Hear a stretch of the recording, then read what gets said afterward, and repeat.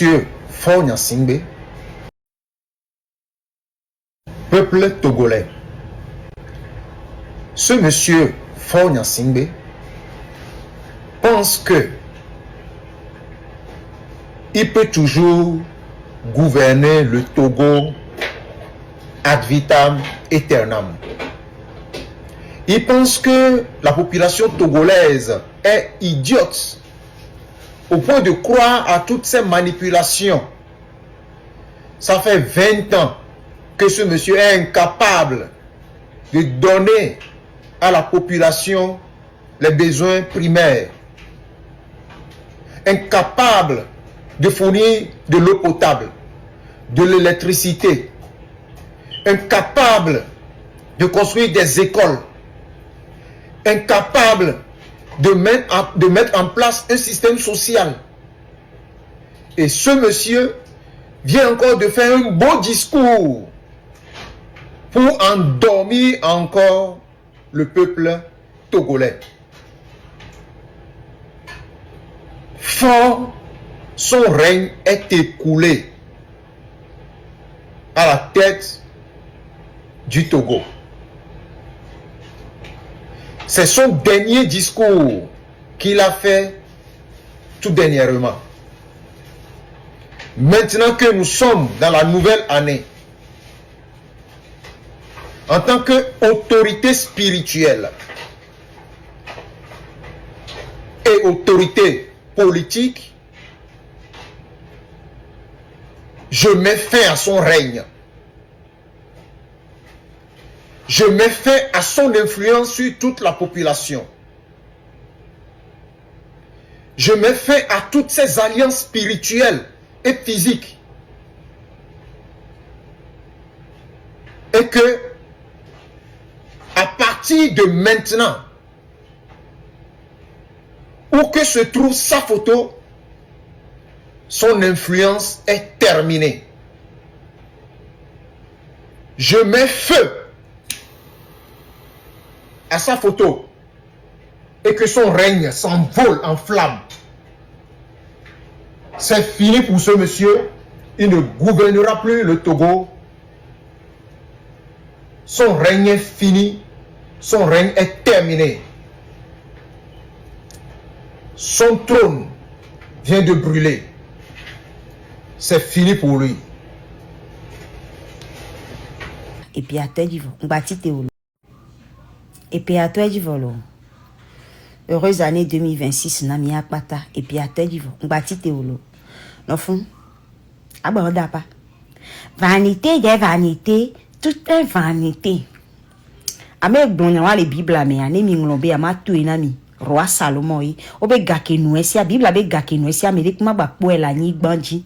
Kaka yi sous la trovo Elon Musk obe 502 milliards de dollars de kume CFA ou ye lesi e gomini bena ne yate do gawa mi imagine gake no roi Salomon ko ba me dik ma ba po ebe gawa mi imagine amewa e ye kenu blombe na vanité de vanité tout est vanité gombe pom sial de hiya mi pop ngba ti te na ve odo no fun awula de kufia mi ngbe de me vanité tout est vanité.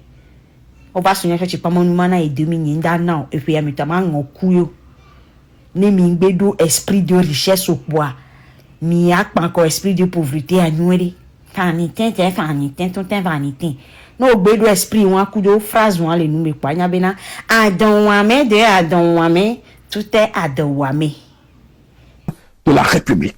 Monsieur le Président, quand le président parle de protéger, de rassembler et de transformer, protéger, c'est donner la chance à tous les conducteurs de taxi-moto. Le président du Conseil du Togo a ordonné la libération de plus de 1500 détenus, et parmi lesquels des détenus politiques, y compris des figures emblématiques. Je parle de Pascal Gnassingbé. C'est un fait, il faut le dire clairement. Et quand un acte va dans le sens de l'apaisement, je pense en toute honnêteté qu'il faut le reconnaître. Imaginez que toute la diaspora qui s'est exilée peut rentrer sans risque d'être poursuivi, sans risque d'être emprisonné, sans peur. C'est ça, rassembler. Qu'on nous annonce que demain, tous les exilés politiques, il y a des mesures qui sont prises pour que personne ne soit inquiété parce qu'il rentre à cause de ses opinions politiques. Protéger, c'est donner la chance à tous les conducteurs de taxi-moto, Gozem, Olé, Tito et autres, de pouvoir être assurés et qu'à chaque accident produit, qu'ils puissent être pris en compte par l'assurance. Obliger ces institutions à pouvoir assurer les personnes les plus vulnérables de la République. Monsieur le Président, c'est ça, protéger. Protéger, c'est aussi considérer cette vieille veuve au village, dans un coin le plus reculé, qui n'arrive même pas à subvenir à ses besoins. Protéger, c'est penser à cette vieille veuve. Protéger, c'est aussi penser à l'orphelin. Protéger, Monsieur le Président, c'est penser effectivement à la vie de ceux qui n'ont pas eu la chance d'avoir des pères tout au long de leur vie. Monsieur le Président, protéger, c'est aussi apporter quelque chose au quotidien des jeunes entrepreneurs pour qu'ils puissent se sentir moins harcelés par les taxes que OTR impose dès le début de la création de leur entreprise. Monsieur le Président, protéger, c'est trouver un moyen légal pour permettre à tous les enfants du peuple togolais de respirer un air nouveau. Quand un taxi-moto togolais, écoutez-moi très bien. Quand un taxi-moto sort de chez lui, c'est pour aller chercher du pain, de la famille. Après ma licence en sociaux, l'idée était d'entreprendre. Au Togo, aujourd'hui, beaucoup roulent avec la mort derrière eux. Sans assurance, sans protection, comme si leur vie ne comptait pas. Ça, ce n'est pas normal.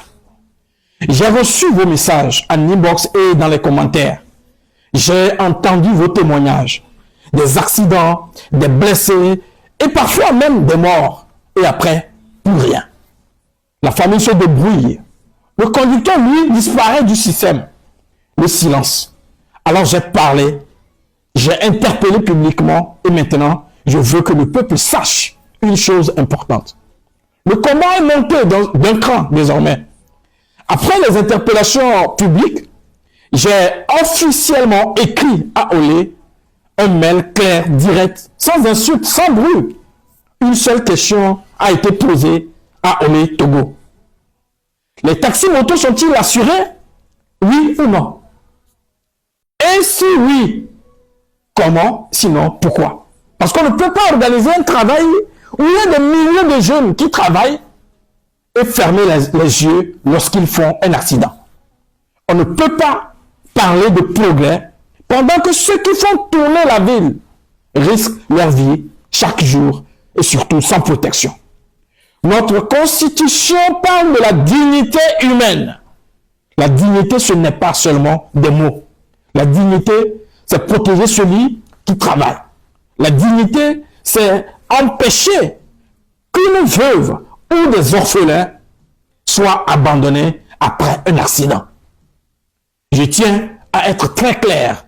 Cette lutte n'est pas contre une entreprise. Ce n'est pas une haine personnelle. C'est une exigence de justice. J'attends une réponse officielle de Olé Togo et le peuple attend aussi. Et s'ils répondent, on analysera ensemble. S'ils se taisent, le silence va parler très fort. Et à tous ceux et celles qui conduisent Olé Togo et Taximoto, je vous dis que vous n'êtes pas seuls. Le temps du silence est fini. En fait, nous ne demandons pas de luxe. On demande le minimum. La protection, le respect, la vie. Et tant que la réponse ne sera pas claire, nous allons continuer ce combat jusqu'à obtenir des réponses claires. T'es au courant, les Togolais allaient commencer par pleurer. Et ceux qui ont l'espoir, ceux qui croient toujours, ceux à qui on promet l'avenir à la jeunesse qui est au chômage. comment on peut promettre l'avenir à un peuple? Voyez-vous, un pays fonctionne avec son budget.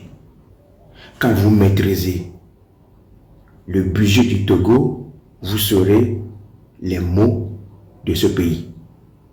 Je vous invite donc à cultiver, à analyser chaque année le budget du Togo et vous saurez notre problème. Nous avons qu'un seul problème. Notre problème, c'est la mauvaise gouvernance. Notre problème, c'est uniquement la mauvaise gouvernance. Notre problème, nous n'avons pas l'amour pour ce pays. On n'a pas la volonté. Comment vous pouvez comprendre qu'en 2025, quand vous prenez le budget de 2025, les projets d'investissement que le gouvernement togolais a fait en 2025 s'élèvent à 540 milliards de francs CFA. En 2026, dans la loi de finances exercice 2026, que les ministres ont adopté au Conseil des ministres, qui est sur la table des députés togolais à être voté, dans ce budget, les projets d'investissement s'élèvent à 549 milliards de francs CFA. Nous allons nous développer. Nous avons 2 à 3 ministres délégués chargés de l'investissement. De 2025 à 2026, nous avons porté nos projets d'investissement à 549 milliards, soit une augmentation de 9 milliards de francs CFA. 9 milliards d'augmentation sur les projets d'investissement. Et tenez-vous bien, les dépenses de personnel, les salaires, le fonctionnement de l'État, les dépenses du personnel en 2025 s'élevaient à 355 milliards de francs CFA. Et en 2026, nous avons porté cette charge à 313 milliards de francs CFA, soit une augmentation de 17 milliards de francs CFA. Donc ça veut dire que nous, notre gestion au Togo, nous avons préféré augmenter les charges du personnel et diminuer les projets d'investissement. Alors que la jeunesse togolaise se plaint aujourd'hui parce qu'il n'y a pas de projets d'investissement. Le pays n'est pas sous chantier pour donner de l'emploi à des jeunes Togolais. Si aujourd'hui, ce gouvernement lance un projet de construction de routes, d'autoroutes, c'est les jeunes Togolais qui trouveront de l'emploi. Mais nous avons préféré réduire l'investissement, les projets d'investissement, et puis augmenter considérablement de 17 milliards de francs CFA les dépenses du personnel. Et ce n'est pas fini. Assurez-vous. On va continuer dans cette vidéo. On nous a dit dans ce pays que la dette publique togolaise, elle est soutenable. Mais vous savez quoi? En 2025, le gouvernement, à travers son budget, a déboursé 710 milliards de francs CFA pour rembourser le capital de sa dette. En 2025, sans les intérêts, sans les commissions, le remboursement de la dette seulement a coûté 710 milliards de francs CFA à l'État togolais en 2025. Et vous savez quoi? En 2026, l'État prévoit débourser 880 milliards de francs CFA pour rembourser la dette, le capital de la dette, sans intérêt, sans commission. Donc, en l'espace de 1 an, entre le budget de 2025 et le budget de 2026, le remboursement de la dette a augmenté de 110 milliards de francs CFA. Alors que nous avons seulement augmenté les projets d'investissement de 9 milliards de francs CFA. Nous trouvons quand même les moyens à augmenter le remboursement de la dette de 110 milliards de francs CFA. Ça, c'est le capital. Et ce qui concerne les intérêts, les commissions, bref, le service de la dette togolaise, entre un an, le service de la dette a augmenté de 22 milliards de francs CFA. Rappelez-vous que pour les projets d'investissement, on note une augmentation de 9 milliards. Pour le remboursement de la dette, le capital, on note une augmentation de 170 milliards. Et en un an, on note une augmentation du service de la dette de 22 milliards de francs CFA. C'est-à-dire, le budget du Togo a consacré 106 milliards de francs CFA pour payer les intérêts et les commissions de la dette publique. Ceux qui ont prêté l'argent à l'État togolais, ces personnes ont gagné sur leur argent ce qui est l'intérêt et la commission de 106 milliards de francs CFA. Ça, ce n'est rien. Dans le projet de loi de finances, exercice 2026, on prévoit payer 188 milliards de francs CFA, soit une augmentation de 22 milliards de francs CFA. C'est-à-dire, quand tu arrives à prêter de l'argent à l'État togolais, chaque année, tu gagnes sur ton argent un taux d'intérêt minimum de 15 à 20%. Vous voyez quel investissement peut être rentable de nos jours. Il suffit de prêter de l'argent à l'État togolais pour que ton argent génère chaque année 20%. Donc tu peux capitaliser l'argent que tu as prêté à l'État togolais en seulement 5 ans. Mais on nous a dit ici que la dette togolaise, elle est soutenable. On nous a forcé à accepter que la dette togolaise, elle est soutenable. Quand nous avons dit que non, la dette togolaise, elle n'est pas soutenable, c'est nous qui n'avions pas été à l'école. Parce que nous n'avons pas la chance aujourd'hui d'être à un poste de responsabilité. On pense que ceux qui sont à des postes de responsabilité au Togo, c'est eux qui ont fréquenté, c'est eux qui sont les plus intelligents. Et c'est eux seuls qui peuvent faire avancer ce pays. Alors que ce que nous voyons, je vous rappelle, la vidéo que je fais, ce n'est pas pour vous faire pleurer, mais pour que vous constatez de vous-même le drame dans lequel notre cher pays, le Togo, est. Et ce drame n'est qu'un drame économique. Notre problème aujourd'hui, nous sommes au fond, au très fond, très bas de la mauvaise gouvernance. Nous tous ensemble faisons face à cette réalité et trouvons ensemble des solutions adéquates. Notre pays n'est pas en bon point. Posez-vous la question depuis plus de 5 ans, 6 ans, 10 ans. Chaque année, le budget du Togo ne fait qu'augmenter.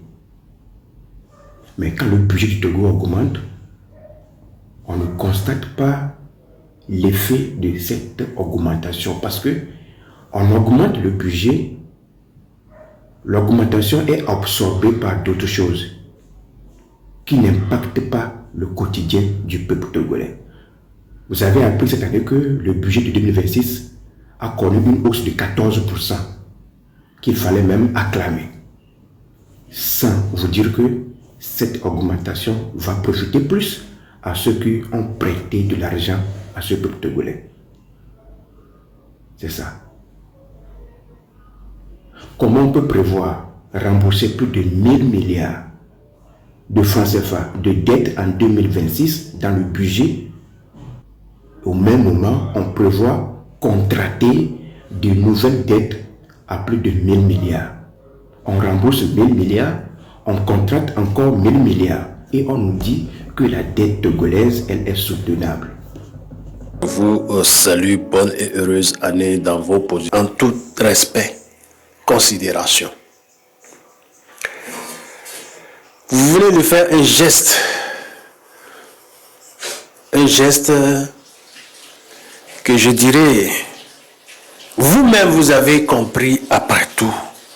Après 17 ans, vous avez compris que il y a une main noire qui vous mélange. Vous avez libéré votre frère. Oui, vous avez libéré votre frère. Je serai ce frère. Je deviendrai plus résigné. C'est-à-dire les 3 années restantes, je devrais les supporter et sortir. Après 20 ans de condamnation, de culpabilisation, de condamnation, je devrais respecter ça. Et quand je serai sorti du pouvoir, de la prison, après les 20 ans assumés, je viendrai vous tendre la main. Petit frère, grand frère, ce n'est pas de votre faute. Ce n'est pas de ma faute. Mais le diable est plus puissant, fort que nous, notre famille. Laissons le Togo aux Togolais. À la place de votre petit frère que vous venez de gracier, c'est ce que je ferai. Le Togo a besoin d'un nouvel esprit, d'une nouvelle énergie. Et vous, seul vous, pouvez prendre conscience et savoir que le Togo est tenu d'une main de fer par des mains obscures. Utilisez votre famille contre le peuple togolais. Partagez cette vidéo, chers amis, je vous remercie.